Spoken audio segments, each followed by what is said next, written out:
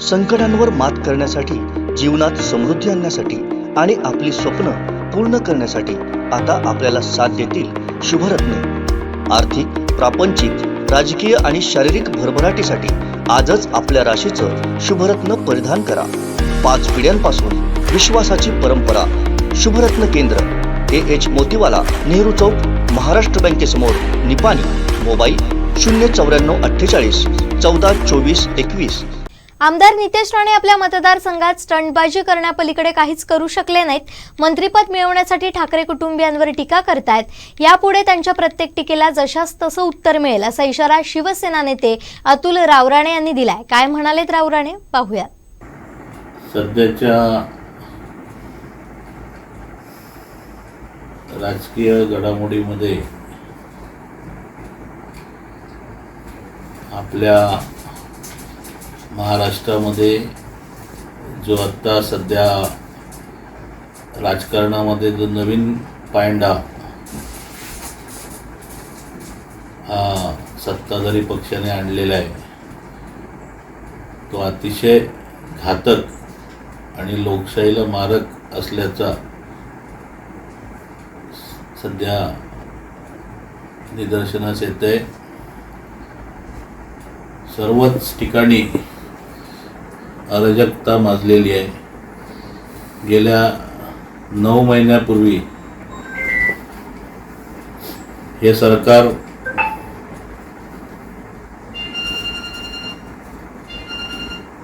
अस्तित्वात आलं, बेकायदेशीर सरकार अस्तित्वात आलं, परंतु कुठेही घोषणाबाजीशिवाय विकास कुठेही करू शकलेला नाही। या जिल्ह्यामधला स्टंटबाज आमदार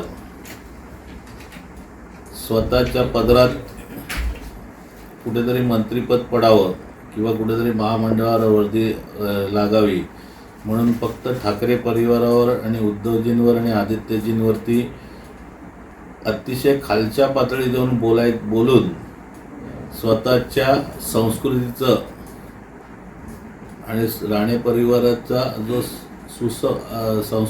सुसंस्कृतपणा आहे त्याचा बाजार या टिल्ल्या आमदाराने मारलेला आहे। स्टंटबाजी करणं ही त्यांची पहिल्यापासूनची सवय आहे। वैभवडीच्या बावडा घाट या घाटामध्ये मला वाटतं काहीतरी 2-3 महिन्यापूर्वी अधिकाऱ्यांना नेऊन या स्टंटबाज आमदाराने स्टंट केला होता। तर तो नक्की स्टंट कशासाठी केला होता? लोकांच्या गैरसोय दूर करण्यासाठी, जनतेची गैरसोय दूर करण्यासाठी, की त्या अधिकाऱ्यांकडनं काहीतरी आपल्या पदरात पाडून घेण्यासाठी? या आजपर्यंत त्याच्यावर काहीच झालं नाही। सरकार अस्तित्वात येऊन 9 महिने झाले, अधिकाऱ्याला नेऊन 6 महिने झाले। आज नॅशनल हायवेची पाहणी करायला गडकरी साहेबांबरोबर उदय सामंत असतात, पालकमंत्री म्हणून रवींद्र चव्हाण असतात, हे सर्वजण असतात, पण तुम्ही त्या तिकडची ज्या नॅशनल हायवेसाठी पाहणी करून तिथली जर तुम्ही गैरसोय दूर करायसाठी फिरताय, तर मग आमचा बावडा घाट कधी करणार? आज सत्ता येऊन 9 महिने झाले। आज वैभववाडी तळा रस्ता, वैभववाडी फोंडा रस्ता, एवढी दयनीय अवस्था झालेली आहे, पण त्याकडे कोणाचं लक्ष नाही। आत्ता 2 दिवसापूर्वी इथले PWDचे नवीन अधिकारी सर्वगुण हे आम्हाला एका कार्यक्रमात आमचे होते, उपस्थित होते, तेव्हा त्यांना आम्ही या सर्व गोष्टी निदर्शनास आणून दिल्या। पण मला वाटतं स्टंटबाज आमदार हा नेहमी विकासाच्या गप्पा मारतोय, पण आता त्या अधिकाऱ्यांना घेऊन त्यांच्याकडनं कामं करून का नाही घेत? की आता जो एवढा मोठा निधी हा प्रत्येक जिल्ह्याला दिलेला आहे, कोटी करोडो रुपयाची निधी यांनी आणलेला आहे, मग तो काय फक्त ठेकेदारांसाठी त्यांची त्यांची तुंबडी भरण्यासाठी आणलाय की काय? कुठेही जनता भूमी काम झालेलं दिसत नाहीये। पैशाचा प्रचंड प्रमाणात वापर करतायत. तो कसाही प्रकारे सत्ता मिळवायची, सत्ता ओरबडून घ्यायची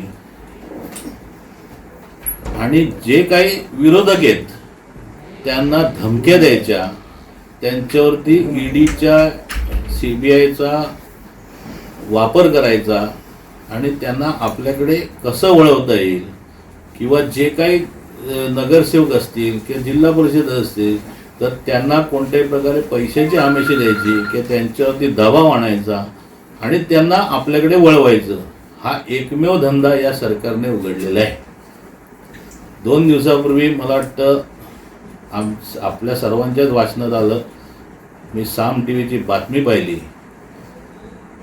माजी राज्यपाल सत्यपाल मलिक यांनी जो काही स्फोट केला हा संपूर्ण देशाच्या संरक्षण व्यवस्थेला आणि देशाच्या नागरिकांना हादरवणारा स्फोट हा झालेला आहे.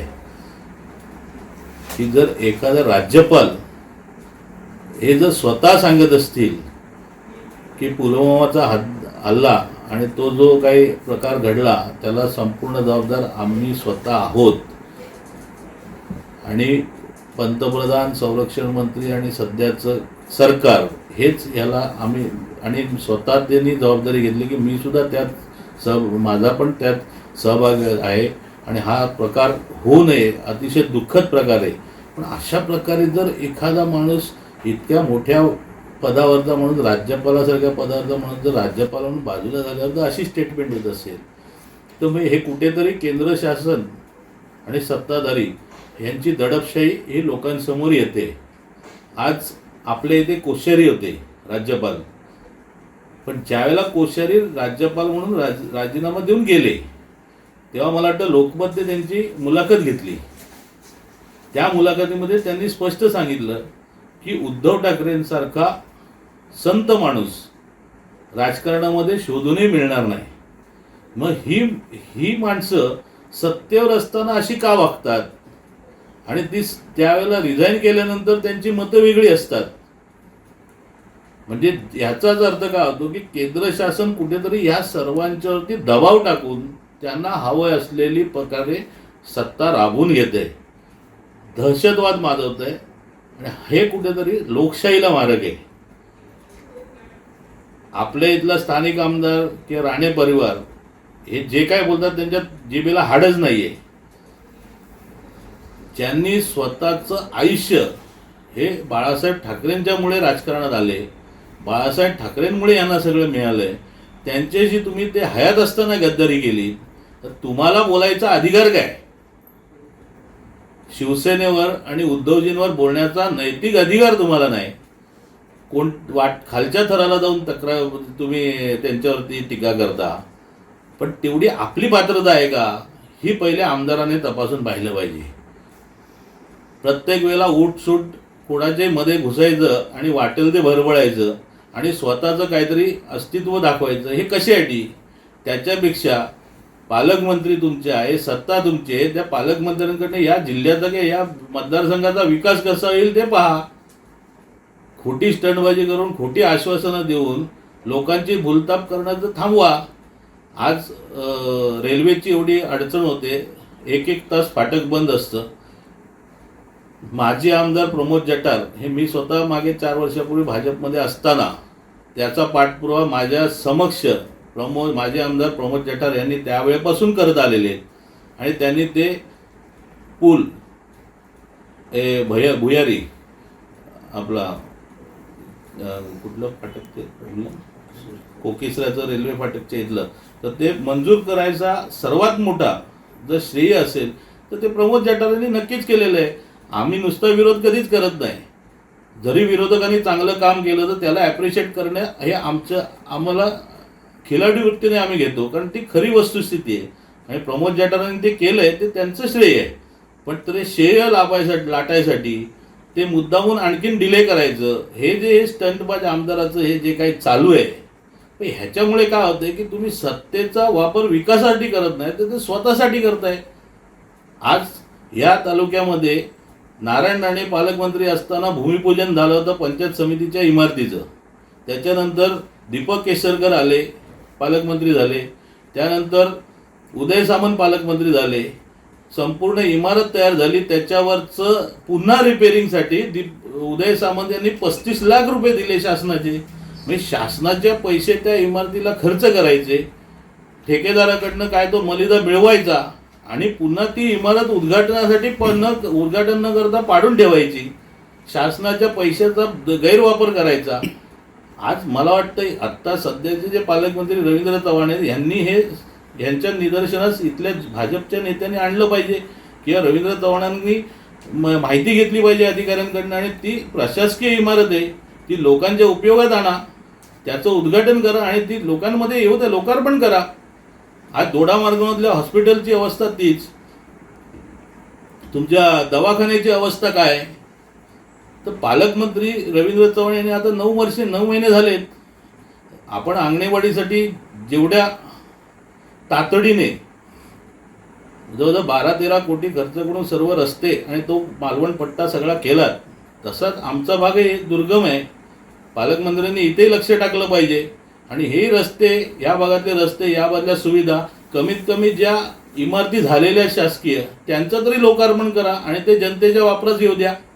आमची पालकमंत्र्यांकडून ही अपेक्षा आहे की तुम्ही या जनतेसाठी, जनतेचे पालक आहात, या जिल्ह्याचे पालक आहात, एका पक्षाचे पालक नाही. तर तुम्ही आता ह्या पालकत्व जेव्हा स्वीकारले तेव्हा ह्या जनतेच्या हिताचे निर्णय आपल्याकडनं आम्हाला अपेक्षित आहेत. हा पर्यटन जिल्हा आहे, घाटावरून येणारा रस्ता जर नसेल तर पर्यटक येत नाहीत. आज सर्व वाहतूक ही बेळगाव मार्गे पुढे जाते, गडिंग्लज मार्गे डायरेक्ट गोव्यात जाते. पर्यटक आज इथे उतरत नाहीत. बावडा रस्ता खराब आहे, तळा रस्ता खराब आहे, मधला फोंडा घाट खराब आहे, राधानगरी रस्ता खराब आहे. तर पालकमंत्र्याला आमची विनंती आहे की तुम्ही खरोखरच पालक असाल जिल्ह्याचे तर तुम्ही हे सर्व रस्ते लवकरात लवकर करा आणि या भागातल्या लोकांच्या ज्या गरजा आहेत, ज्या जीवनोपयोगी गरजा आहेत, हे रस्ते जर झाले तर त्यांना त्याचा उपयोग होणार, पर्यटन वाढेल, लोकांच्याकडे 2 पैसे येतील, तरुणांना कामगार रोजगार मिळेल. तर ह्याकडे आपण लक्ष द्यावं आणि या स्टंटबाज आमदाराच्या भरोश्यावर राहून या भागातला विकास होणार नाही. तो फक्त आपलं स्टंटबाजीच करणार आणि लोकांची दिशाभूल करणार आणि फक्त उद्धव ठाकरे आणि बाळासाहेब ठाकरे परिवारावरती आग पाखड करणार. त्याच्या पलीकडे त्यांच्याकडे सध्या कामधंदा काही नाही. भारतीय जनता पक्षाने त्यांना त्यांच्या कुठे ठेवलंय हे त्यांना माहिती आहे. त्याच्या भाजपमध्ये कुठेतरी चमकेगिरी करून काहीतरी मी करतोय हे दाखवायचं. आज दुसऱ्या टर्मचा आमदार, राजकारणामध्ये आपण ज्या समाजकारणात राजकारणात असतो त्यावेळेला युगपुरुषांची जर आपल्याला माहीत नसतील, देशाच्या हुतात्म्यांबद्दल जर आपल्याला माहीत नसेल आणि आज कुठेतरी राजकीय फायदा होतोय म्हणून सांगायचं की आता मला सावरकर कळले, पण स्वातंत्र्यवीर सावरकरांचं 4थीमध्ये धडा आहे आणि तो जर आत्ता कळत असेल तर मग आमदारांच्याबद्दल न बोलणं चांगलं. स्वतःच्या स्वार्थासाठी, सत्तेसाठी आज जे तुम्ही सांगताय ते तुम्ही कुठे कुठे नाकं घासली. फडणवीसांच्याकडे किती वेळा तुम्हाला नाक घासावं लागलं, अमित शहाच्या दरबारात किती वेळा जाऊन बसावं लागलं, कशा प्रकारे उठबस झाली, हे आम्हालाही सांगायला वेळ लागणार नाही. हे लक्षात ठेवा. टाळी एका हाताने वाजत नाही, 2 हातानेच वाजते. जेव्हा तुम्ही बोलाल त्यावेळेला त्याचं उत्तर द्यायला आम्ही तुमची परिस्थिती आणि तुमची काय अवस्था होती त्यावेळेची आम्ही सांगू. आमचे दिवसभरातले सर्व अपडेट्स, ताज्या घडामोडी आणि थेट लाईव्ह पाहण्यासाठी सबस्क्राईब करा, लाईक करा कोकणचं नंबर 1 महा चॅनल कोकण 7 लाईनचं YouTube चॅनल.